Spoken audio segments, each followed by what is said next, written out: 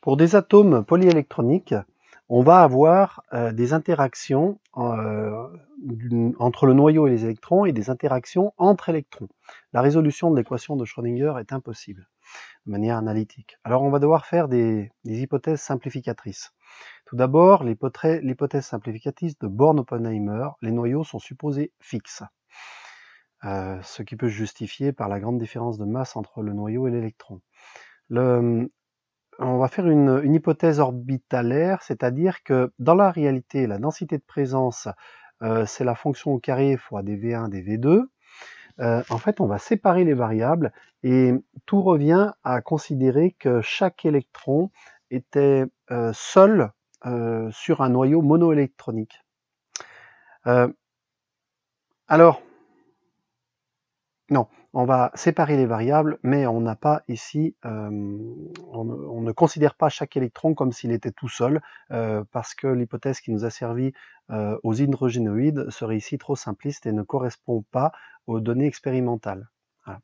On va par contre devoir définir ce qu'on appelle un effet d'écran. C'est-à-dire que si on a un noyau chargé Z et qu'on a n électrons autour, eh bien le nème électron va se comporter comme si le noyau avait une charge Z moins sigma. Sigma étant égal à la constante d'écrantage du ième électron dû au J autre électron.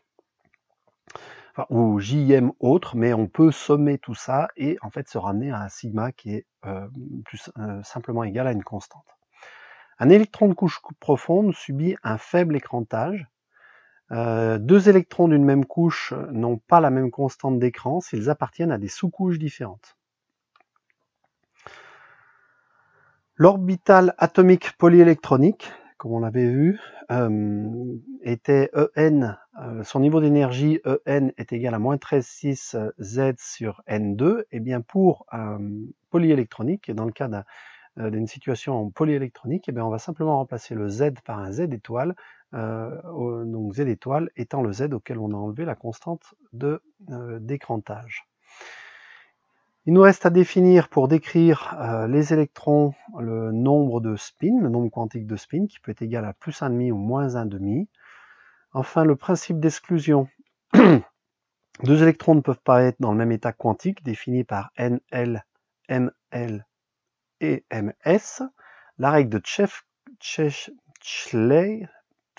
Kleshkovsky.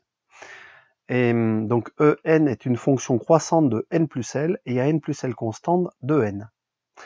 La règle de Hund, la règle de Kleshkovsky est mieux résumée par ce petit diagramme.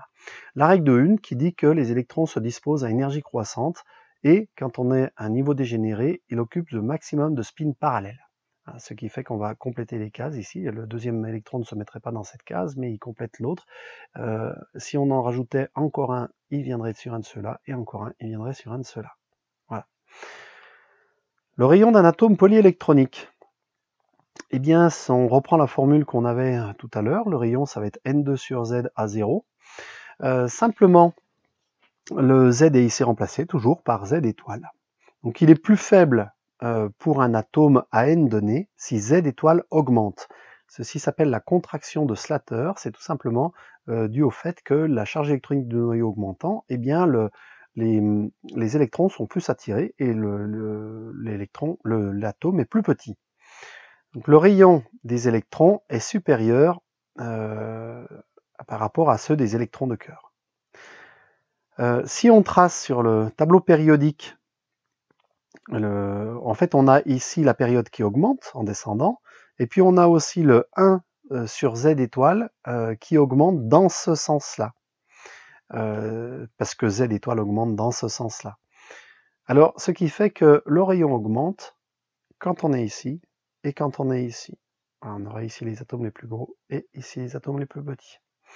On a une croissance, donc si on trace en fonction de Z le rayon atomique, eh bien on voit qu'on monte, on grossit le long d'une période, enfin du moins, on baisse le long d'une période, et soudainement quand on change de période, on change de niveau électronique, on change de couche, et à ce moment-là on a tout de suite un rayon qui est plus grand, mais qui va à nouveau se contracter, puis au saut de période c'est plus grand, et ça se contracte.